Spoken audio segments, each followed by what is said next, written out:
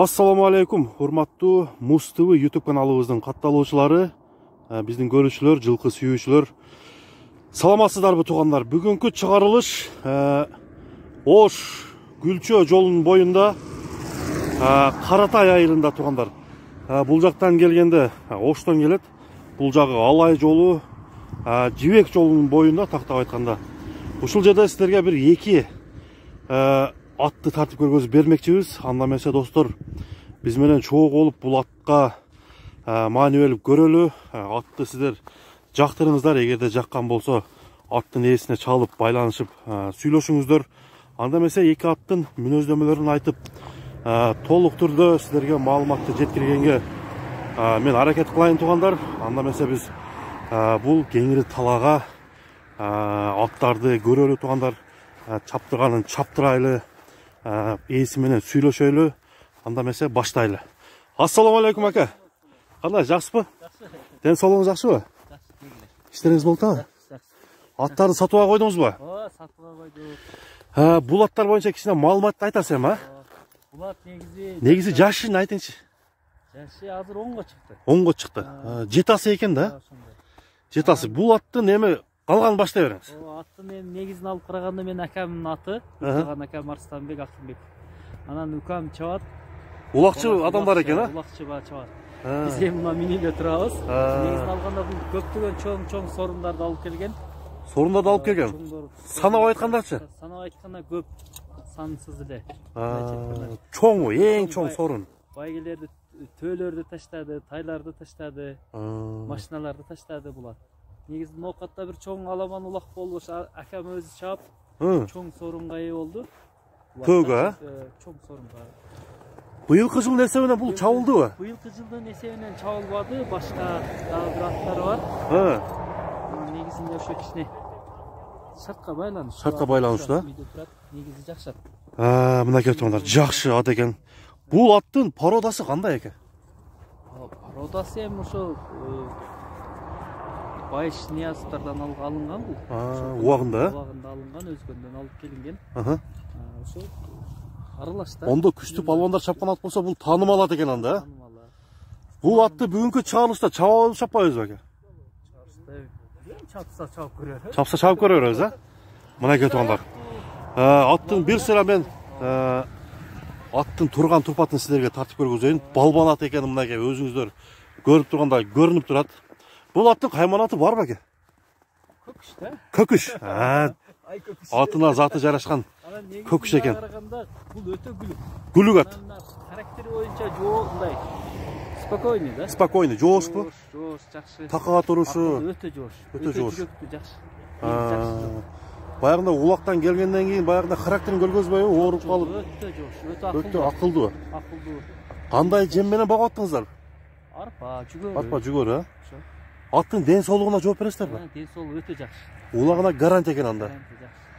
Мынакей туугандар, баасына келелектен мурун аттын мынакей баарын сурап көрдүк. Дени таза ака, буту колу? Бар, жогу таза. Тебеленген жерлери анча-мунча көрүнүп турат, а? Эми улакка барган да. Улакка барысың. Бир бастырып коюңчу. Атты бастырып көргөзөлү туугандар. Бул атка өзүңүздөр баа бериңиздер, кандай ат экенин көрүңүздөр. Көкүш кайманатындагы далай улактарда сорундарды алып жүргөн бул атты силерге маалыматын айтып берип атабыз. Оозу жумшак. Балдар дагы караса болот. Ондо быйылкы жылдын эсебинен улак барбаса, буну чабып көрбөй эле коелу ака. Эгерде ким алган болсо, атты көрүңүздөр, убагында күчтүү балбандардан алынып келинген ат экен. Ака, канча жылдан бери багасыз бул атты? Алганыңыздарга? Акам багатта 10 жыл жок, 7 жылдын кийин. 7 жыл болуп калды, а?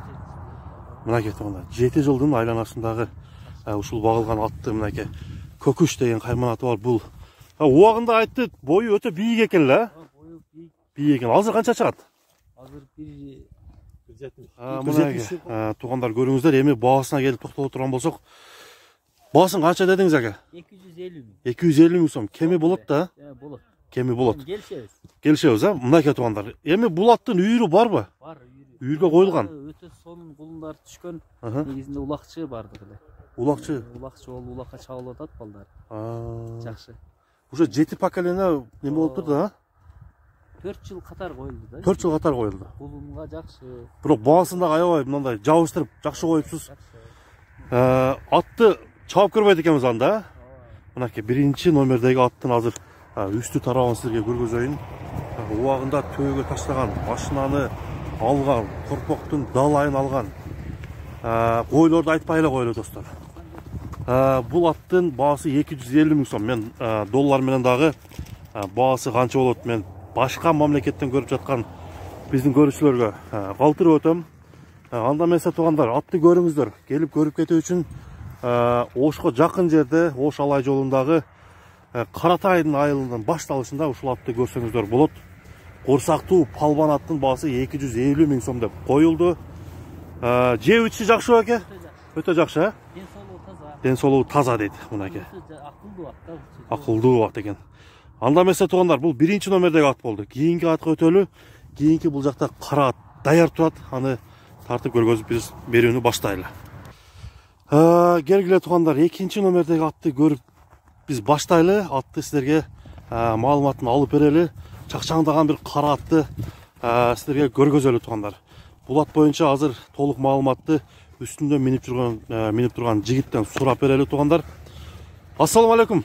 Дагы бир жолу, бул ат боюнча бир маалыматты айта бербейсиңерби? Жашы кандай, баасы кандай? Баасына токтолбой туруп азыр жаштарын сурайлы анда. Бул аттын жашы 3 асы. 3 асы. 5 жаш экен да. Аттын кандай өнөрлөрү бар?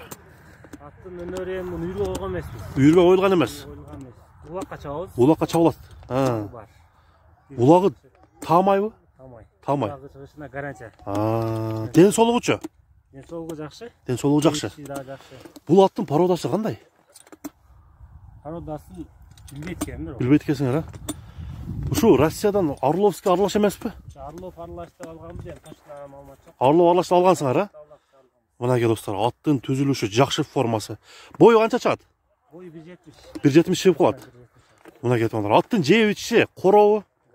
Гарантия. Эч жерде оорусу жок. Ат сууп даярбы? Сууп, улакка чабып жүрөбүз. Улакка чабып жүрөсүңөр, Такага турушу, жооштугучу? Жоош, өтө жоош. Өтө жоош. Азыр анда бир сууп калган болсо чабып келели дагы, андан кийин баасын айтабыз, Баштагылачы. Ордунан мындай атырылта. Мынакей туугандар, ат күлүк ат экен. Ээсинин айтуусу боюнча сиздер дагы бир бул атка болгон көз карашыңыздарды жазыңыздар туугандар. Бүгүнкү чыгарылган аттар кандай ат экенине маани берип көрүңүздөр. Мынакей ордунан токтошу баарын сиздерге тартып көргөзүп берейин. Аттын оозу жумшакпы? Орто жумшак, Мынакей туугандар, ачык эле айткан жакшы. Орто жумшак бул аттын азыр баасын сурайбыз. Үйүргө мурун коюлган эмеспи экен? Коюлган эмес экен. Коюлган эмес экен. Силердин коронго келгенине канча болду? Бизге 6-7 ай болуп калды. 6-7 ай. Достор, караңыздар. Эми бул аттын баасын айтабыз. Баасын канча деп атасыңар? Баасын 250 миң. 250 миң сом. Мынакей туугандар. Бунун баасы дагы көкүчтүн баасы менен барабар 250 миң сомго коюлду. Кайманаты барбы жокпу? Кылыч. Кылыч. Курч экен да. Мындай караганда туугандар, кылыч деп коюлганын себеби курч болгондугу үчүн кылыч коюлса керек бекеринен. Анда эмесе мынакей туугандар, көкүрөк тарабын сизге бир көргөзөйүн. Ат мындай тээп, иштеп, жаман өнөрлөрү жокпу? Андай өнөрлөрү жок, жоош ат. Жаш бала карай берет. Канча жем менен бактыңар? Азыр 4 килограмм еш. 4 килограмм. Бир поворотторун көрбөйлүбү, Мынакей достор, аттын бурулуштарын баарын сизге көргөзөйүн. Оңго солго 5-5ке чаба турган ат экен да. 5-5ке чабылдыбы? Чабылды элек, только аламан. Мынакей туугандар, аламандын аттары бүгүнкү чыгарылган чыгарылышка чыкты туугандар. Аттарды көрдүңүздөр, кайсы бири сизге жакты, купулуңузга кайсы ат толду? Экөөнүн баасы бирдей коюлду. Ошентип туугандар, биз доллар менен дагы жазып өтөбүз үстүгө. Ээсинин номерлерине чаласыздар, номерлерди койдук. Сиздер менен Муз ТВ каналы, менин атым Замир болду туугандар. Саламатта калыңыздар. Келерки көргөзүүгө чейин көрүшкөнчө аманчылыкта туруңуздар. Оорубаңыздар.